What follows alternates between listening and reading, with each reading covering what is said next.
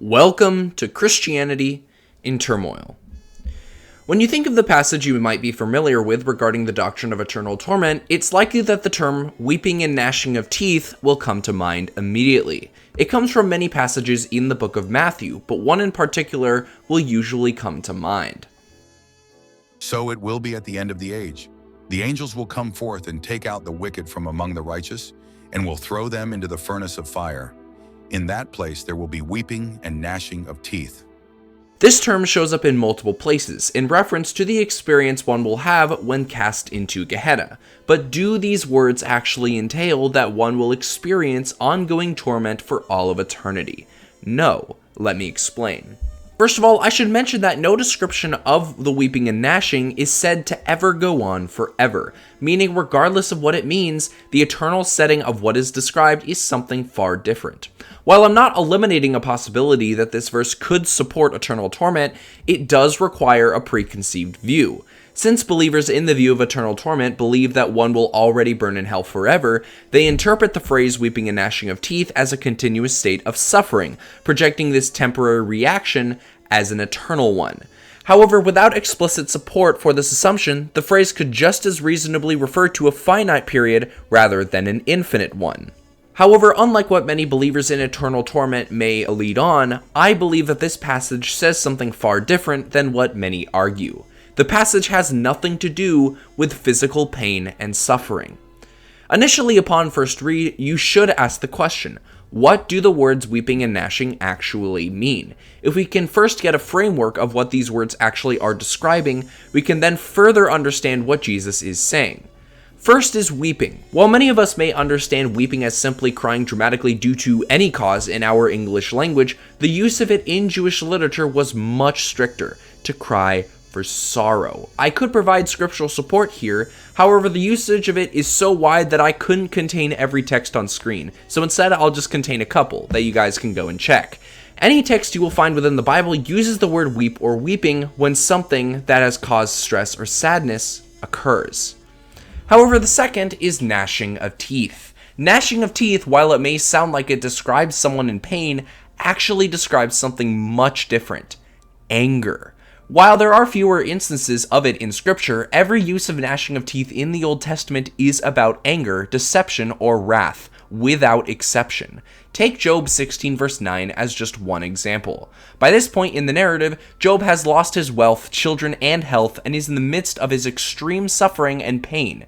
In his lament, he has described God's wrath as gnashing his teeth. Or take the Psalms, as David describes his adversaries as gnashing their teeth against him in a form of malice and anger. None of these examples describe someone in pain, as many believers in eternal torment want you to believe. So what is being described? Jesus describes the unrighteous as being cast into the furnace of fire, where they experience weeping and gnashing of teeth. According to biblical language, Jesus is describing the unrighteous weeping at the sorrow of missing out on the eternal kingdom and gnashing at God for the righteous judgment being cast upon their destruction. None of it describes pain. But what about cast into the furnace of fire? Contrary to popular belief, this actually works against the view of eternal torment, not for it.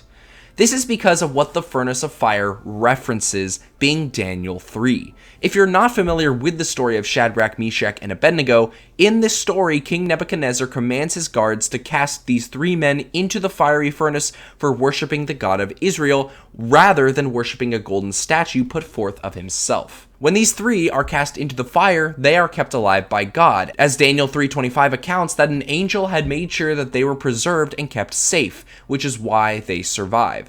So is Jesus saying that the unrighteous will be kept preserved in fire, burning as immortal beings within that fire? No, quite the opposite. See, what many people forget about this story is that we have an account of Nebuchadnezzar's guards getting close to the fire itself. When his guards took the three men up to the furnace, the flames were so hot that the guards were incinerated at even being close within vicinity, whereas the three men were preserved. If Jesus is describing an imagery of a fiery furnace, why on earth would he be presenting the three men who were preserved by the angels as an example? These men were godly. Nebuchadnezzar's men were ungodly. The fiery furnace describes something clear as day: destruction. It's only through faith in him that one will receive preservation from death and immortality. Finally, what is the context of verses of weeping and gnashing of teeth? It is the context that puts the nail in the coffin of destruction within the context of these words.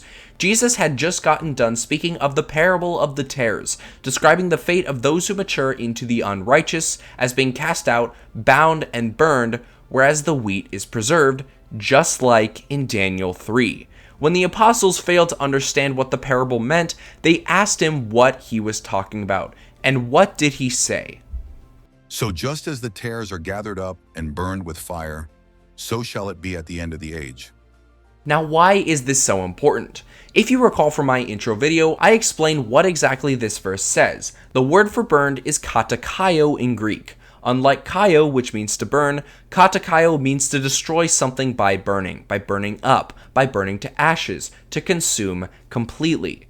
Matthew 13:40 therefore explains what verse 42 means. When one is burned up with fire, they will weep and gnash, not in pain, but in sorrow and anger. This is what weeping and gnashing of teeth means. But you don't want to weep and gnash in anger at God's righteous judgment. Christ has paved your path to salvation, and all you need to do is accept his gracious gift. If 3 Hebrew men were able to be preserved in a fire through faith, then so can you.